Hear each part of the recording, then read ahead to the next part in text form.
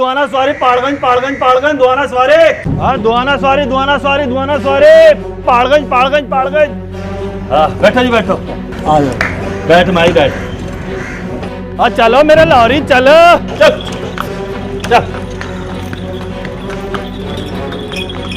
तुम्हारे घोड़े का नाम लाहौरी है क्या? नहीं साहब जी, मेरा तांगा है पेशोरी तो मेरा घोड़ा लाहौरी। कहाँ के हो भाई? दिल्ली के तो नहीं दिखते। वक्त के मारे हैं साहब, रिफ्यूजी हैं, बस अब दिल्ली में कमा खा रहे हैं। चलो चल चल लाहौरी चल।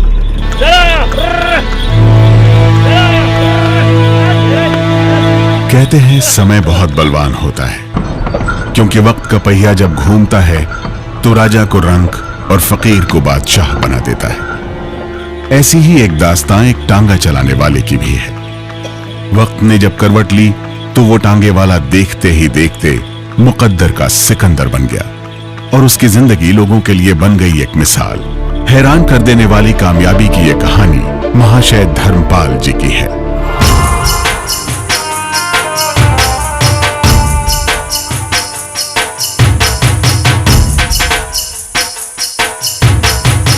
हम अकेले चल दिए थे जान बे मंजिल, हम अकेले चल दिए थे जान बे मंजिल, लोग मिलने कारवां बनता गया वो शांति शांति। गुलाम और अविभाजित भारत के सियालकोट में 1923 में धर्मपाल गुलाटी का जन्म हुआ। पाकिस्तान के शहर सियालकोट के मोहल्ला मियानापुरा में महाशय चुन्नीलाल गुलाटी का 5 बेटियों और 3 बेटों का भरा पूरा परिवार रहता था। सियालकोट के बाजार पंसारिया में धर्मपाल के पिता चुन्नीलाल मिर्च मसाले की एक दुकान चलाते थे, जिसका नाम महाशियां दी हट्टी था। और यही महाशियां दी हट्टी आज मसालों की दुनिया में MDH के नाम से एक बड़ा ब्रांड बन चुकी है। सियालकोट में सबका इतना प्यार था, साहब हालांकि प्यार से मिलता था, प्यार से काम करता था। हाँ स्वाद मेरा जिंदगी का अब बहुत लंबी जिंदगी भाई कटी मेरी। तो मैं 5वीं क्लास में जब गया स्कूल, पहले तो यार स्कूल चालू हो तो रोते थे, नहीं जाना नहीं जाना नहीं जाना। उस समय मैं जब स्कूल बच्चा जाता था तो माता पिताजी पतासे चीनी ले जाए बरसे से बात पढ़ते थे। बस स्कूल में जब जाना हम रोते थे, नहीं जाना नहीं जाना नहीं जाना। ऐसा ऐसा माहौल ऐसा बनता गया, बस स्कूल चले गए। 7 साल के धर्मपाल का मन पढ़ाई में कम पतंगबाजी और कबूतरबाजी में ज्यादा रमता था। पढ़ाई से दूर भागने वाले महाशय धर्मपाल को पहलवानी का भी शौक था, लेकिन साथ ही साथ धर्मपाल का बालक मन बड़ा आदमी बनने का ख्वाब भी देखता था। दरअसल उसका यह ख्वाब उसके पिता से बड़े आदमियों की कहानियां सुन सुनकर पैदा हुआ था। धर्मपाल, ओ धर्मपाल, थल्ले आ बेटा। पुत्र सुनदा नहीं, बाबूजी बुला रहे ने। थल्ले आ।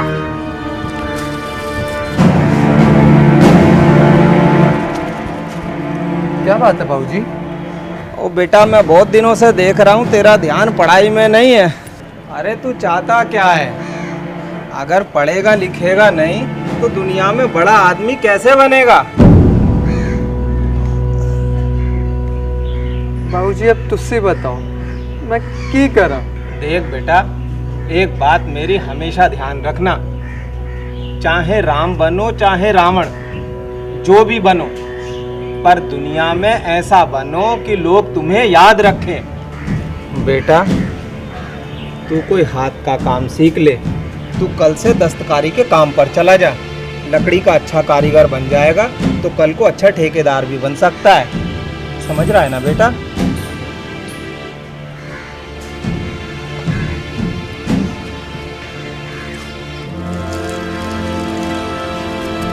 जमाने में जब मैं 5वीं क्लास तक आया तो सवाल जब जगह चलने हमारे पीछे लाली थे, हो गया भाई so I have to write and I can see the book that is in front of me, बोल दिया। आगे आगे आया नहीं, वो समझ आती यहाँ से दबाया कि मेरा खून जम गया, छिक निकल गए। मैं स्कूल का ध्यान बंद कर दिया। 5वीं क्लास तक मैंने ध्यान दिया ही नहीं है। जब मैं और कुछ बड़ा हुआ स्कूल छोड़ दिया मैंने।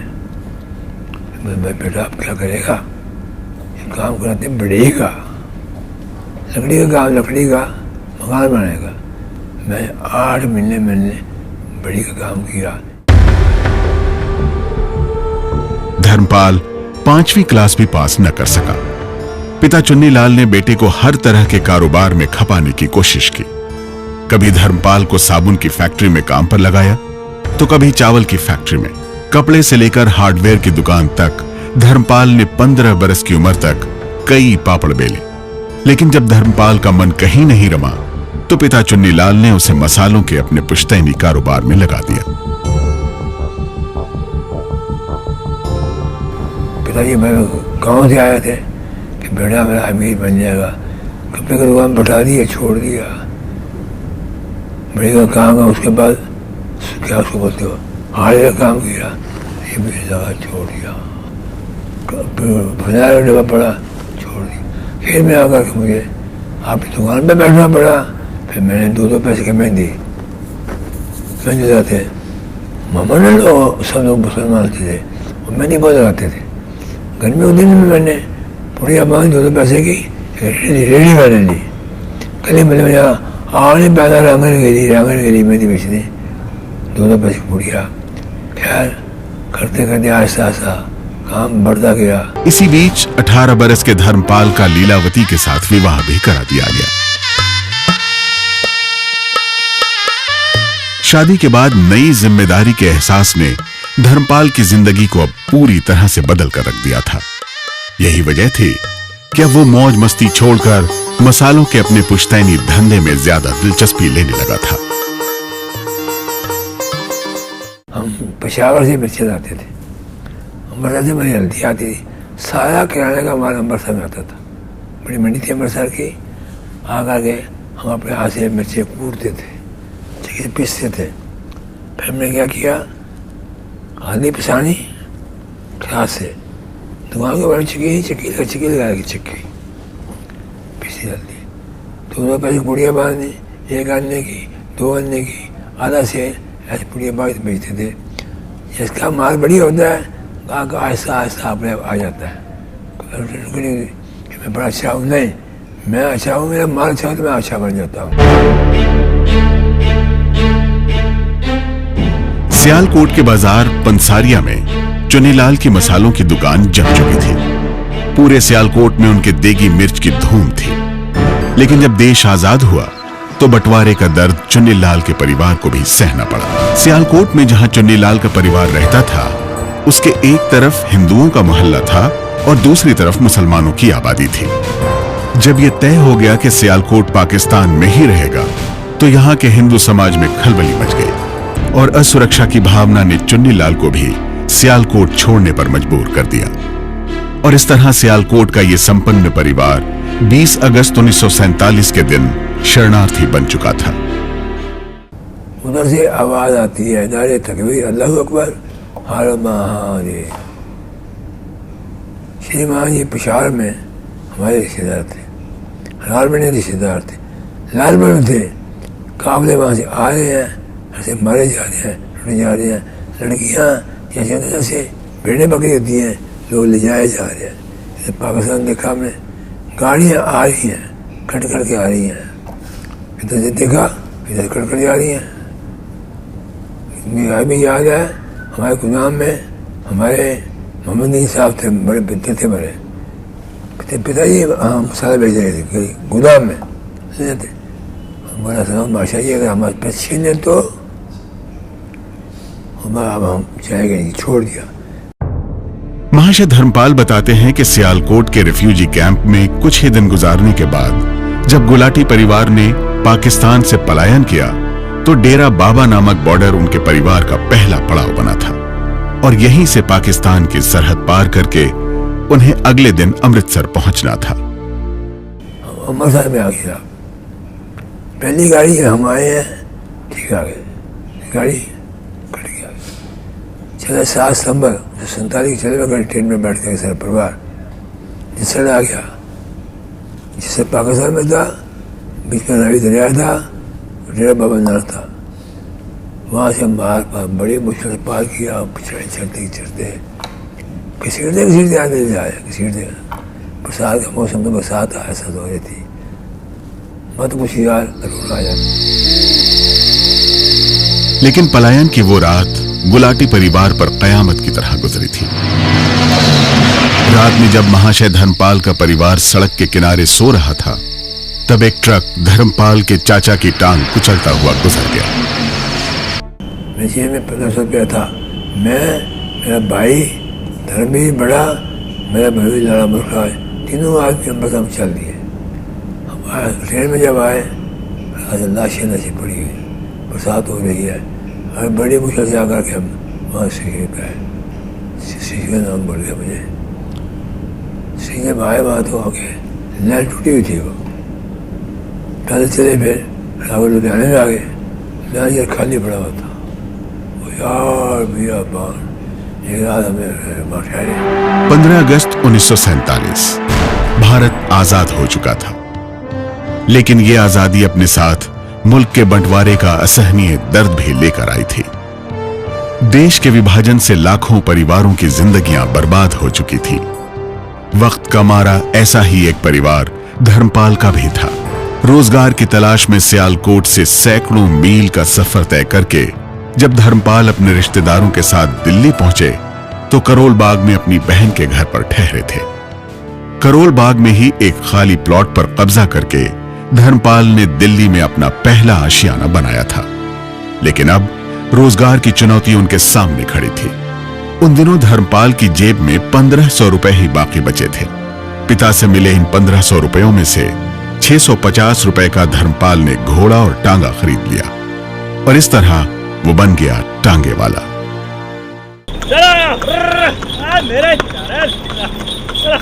कहाँ से आए हो भाई? साहब जी, वतन तो हमारा पीछे छूट गया।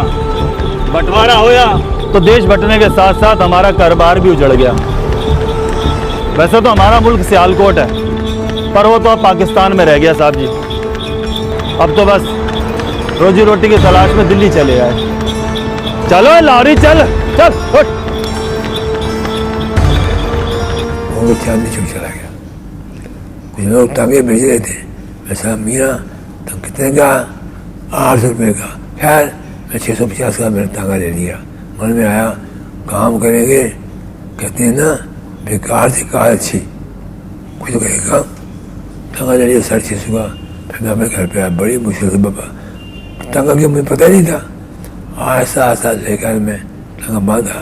सुबह उसको घोड़े को मालिश करनी, टांगे मलनी, चुप कराना, उसको खाना देना। कोच मान लो, घड़िया लोग जवान लड़की बैठेगी, गाली और निकाल लेंगे घोड़े को। बुढ़े बड़े और बोल रहे थे, हमने क्या ले देना, हम तो दुकानदार थे, व्यापारी आदमी थे, गंदा काम कौन करता, छोड़ दिया। कोचवान धर्मपाल की यह दास्तां सन 1947 की है। धर्मपाल का टांगा उन दिनों दिल्ली के कुतुब रोड पर दौड़ा करता था। यह सिलसिला करीब 2 महीने तक यूं ही चलता रहा, और एक दिन अचानक धर्मपाल को यह एहसास हुआ कि टांगा चलाना उसके बस की बात नहीं है। लेकिन मिर्च मसालों के काम के अलावा उसे कोई दूसरा काम आता भी नहीं था। लिहाजा धर्मपाल और उसके परिवार ने मसालों के अपने पुराने धंधे की तरफ ही कदम बढ़ाने का फैसला कर लिया। मैं पिताजी बड़ा भाई रोदिया में भी चले गए। दंगा में नौकर को दे दिया, तू ले जा भैया, सामने चलाएगा नहीं, छोड़ दी। वहाँ देखा क्या करेगा, पुराना माल पूछते ही सियालकोट का काम था। फिर हमने अपना कुछ आंखों पर की थी, मैंने वहाँ काम शुरू कर दिया। आज डाल ली, पिसने, बच्चे फूटने, मसाला तैयार करने, खोखा बना लिया फिर मैंने आजमा रोड के ऊपर लिख दिया। मैं माश की चट्टी सियालकोट वाले रजिस्टर, हम दालें रखी वहाँ से, किराना रखा, सब दालें भी मसाले भी सब जोड़ दिए। आहिस्ता आहिस्ता काम शुरू कर दिया हमने।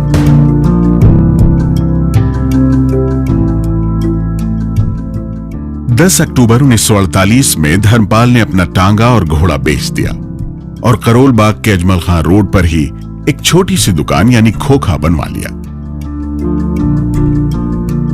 सियालकोट की एक बड़ी और भरी पूरी दुकान से उठकर अब धर्मपाल का पूरा परिवार एक छोटे से खोखे में आ पहुंचा था। लेकिन आगे चलकर धर्मपाल ने मिर्च मसालों का जो साम्राज्य स्थापित किया, उसकी नींव इसी छोटे से खोखे पर रखी गई थी।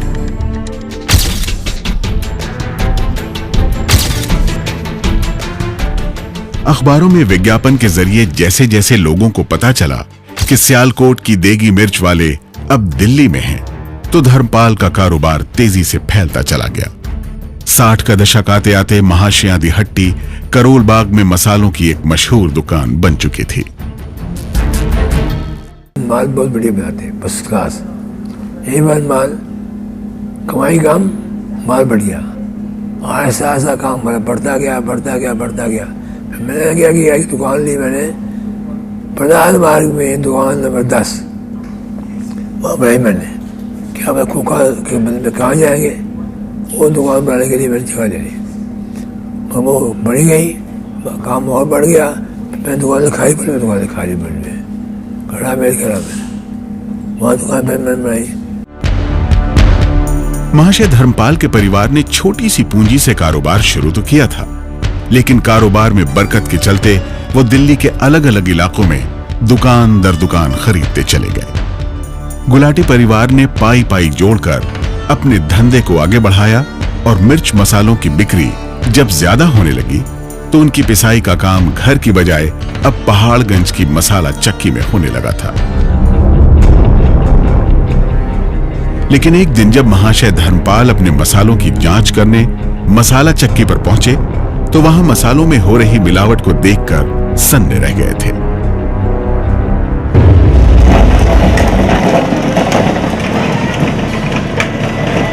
राम राम लाला जी, राम राम। अरे राम राम। और लाला जी ठीक ठाक? सब बढ़िया। देखो माल चल रहा है आपका, पिस रहा है माल।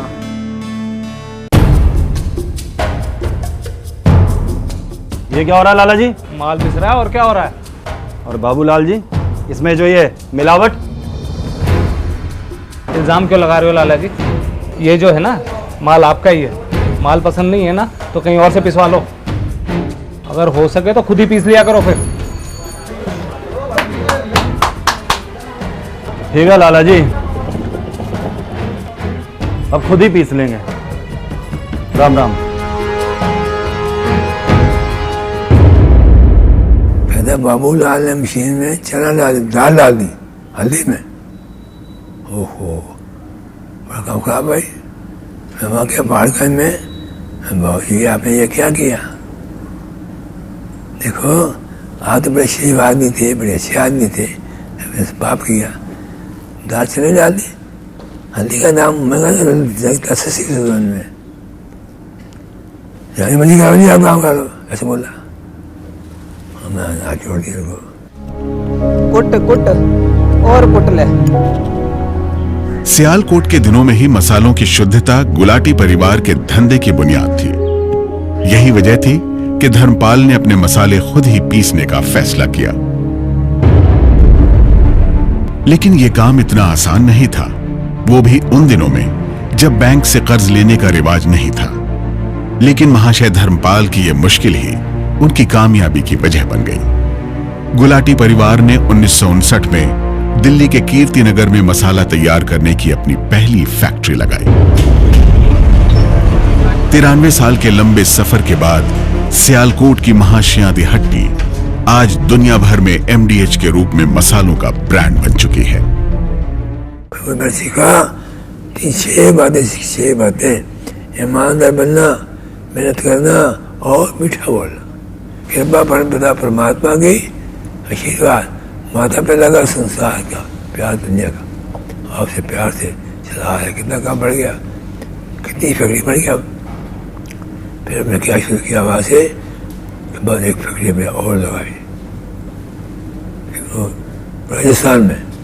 ऐसा ऐसा हमने दुबई शुरू किया काम, लंदन में शुरू किया, लंदन में। वहाँ कॉन्फ्रेंस की, हर शहर में काम किया मैं। सारे पंजाब में एजेंसी बना दी, सुपर स्टॉक बना दी है। उनकी कंपनी सालाना करोड़ों रुपए का कारोबार करती है। लेकिन एक टांगे वाले से अरबपति बनने की उनकी ये अद्भुत कामयाबी 60 सालों की कड़ी मेहनत और लगन का नतीजा है। यही वजह है कि आज उनके मसाले दुनिया के 100 से ज्यादा देशों में इस्तेमाल किए जाते हैं और इसके लिए उन्होंने देश और विदेश में मसाला फैक्ट्रियों का एक बड़ा साम्राज्य खड़ा कर दिया है।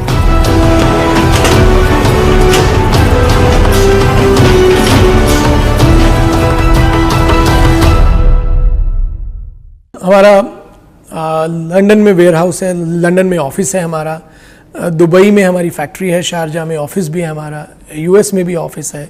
तो एमडीएच के जो डिस्ट्रीब्यूटर हैं पूरे वर्ल्ड वाइड है। हमारा मसाला 100 से ज़्यादा कंट्रीज़ में जाता है। पूरे यूएस में आपको सभी स्टोर्स पे एमडीएच मसाला मिलेगा। इंडिया में तकरीबन 1000 के करीब डिस्ट्रीब्यूटर हैं। हमारे 40 सुपर स्टॉकिस्ट हैं पूरे इंडिया में और 1000 डिस्ट्रीब्यूटर्स हैं। और हम लोग हर महीने 6 लाख आउटलेट्स को केटर करते हैं। दिल्ली के हरिनगर, द्वारका और जनकपुरी के ये वो स्कूल हैं जो महाशय धर्मपाल के ट्रस्ट के जरिए चलाए जाते हैं। जनकपुरी का ये माता चानन देवी अस्पताल भी महाशय धर्मपाल ने अपनी मां की याद में बनवाया है।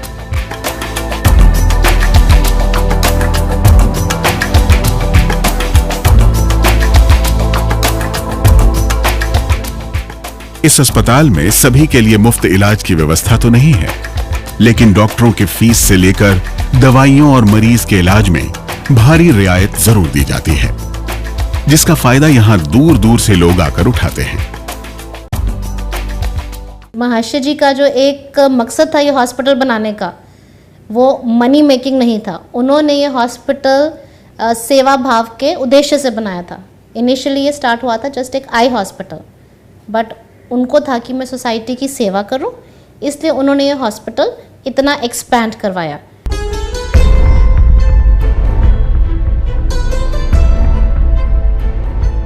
स्कूल और अस्पताल से लेकर गौशाला और अनाथ आश्रमों तक महाशय धर्मपाल के सामाजिक कामों की लिस्ट काफी लंबी है।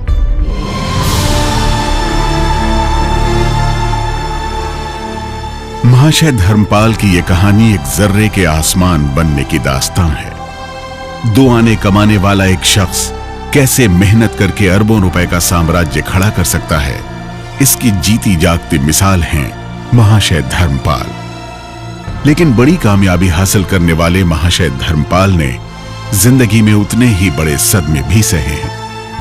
1992 में जब उनकी पत्नी लीलावती का निधन हुआ तो इसके ठीक 1.5 महीने बाद ही अचानक उनका छोटा बेटा संजीव गुलाटी भी चल बसा। लेकिन ये दोहरा सदमा भी उन्हें अपनी राह से डिगा न सका। जिंदा आदमी का नाम है, मुर्दा क्या खाक दिया करते हैं। हम जिंदा रहेंगे आपके प्यार से, हम जिंदा है, अब जिंदा है। अच्छा काम कर दो, मरने के बाद इंसान जिंदा हो जाता है।